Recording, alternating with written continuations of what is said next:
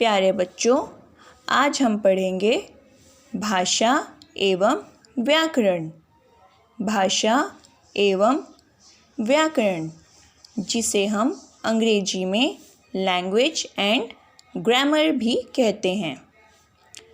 बच्चों, जब आप अपनी बात कहते हैं और दूसरों की बात सुनते हैं तो उसे भाषा कहते हैं। बच्चों, यदि भाषा न होती तो क्या आप अपनी बात दूसरों को कह पाते?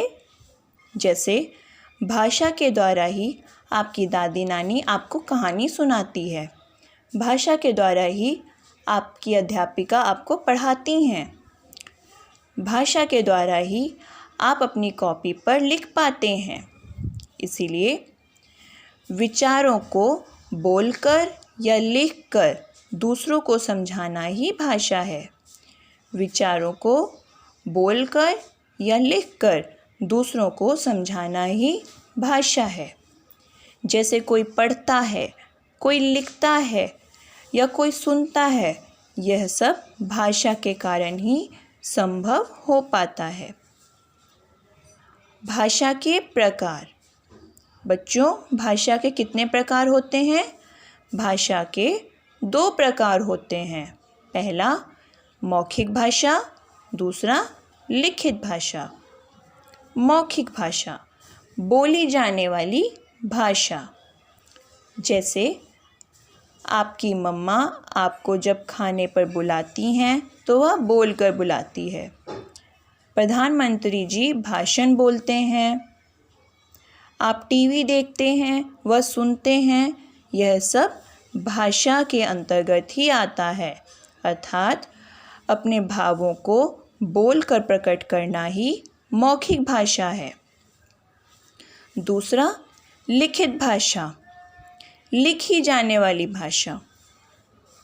लिखित भाषा, लिखी जाने वाली भाषा। जैसे पिताजी पत्र लिखते हैं, आप अपना गृह कार्य करते हैं, आपकी अध्यापिका आपको बोर्ड पर लिखकर पढ़ाती हैं, यह सब लिखित भाषा के अंतर्गत आता है। अर्थात अपने भावों को लिखकर प्रकट करना ही लिखित भाषा है।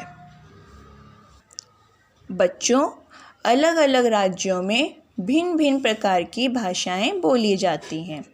जैसे हम इस प्रश्न को हल करेंगे, इससे आपको पता चल जाएगा। यहाँ कुछ पहले प्रश्न पढ़ते हैं। राज्यों को उनकी भाषाओं से मिलाइए। राज्यों को उनकी भाषाओं से मिलाइए। ये कुछ राज्य दिए हुए हैं और ये उनकी भाषाएं हैं। हमें राज्य की सही भाषा से उसे मिलाना है। जैसे गुजरात, गुजरात में कौन सी भाषा बोली जाती है?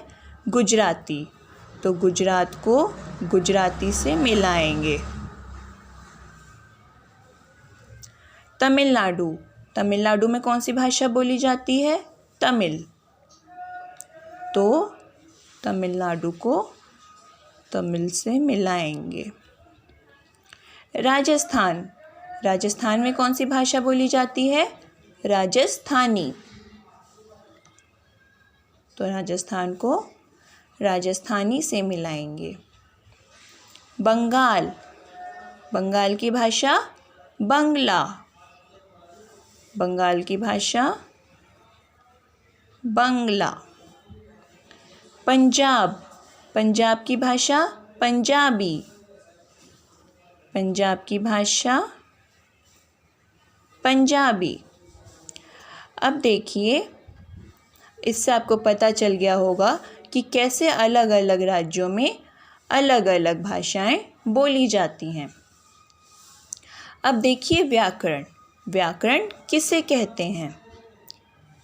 भाषा के शुद्ध प्रयोग के लिए नियमों का ज्ञान कराने वाला शास्त्र व्याकरण कहलाता है।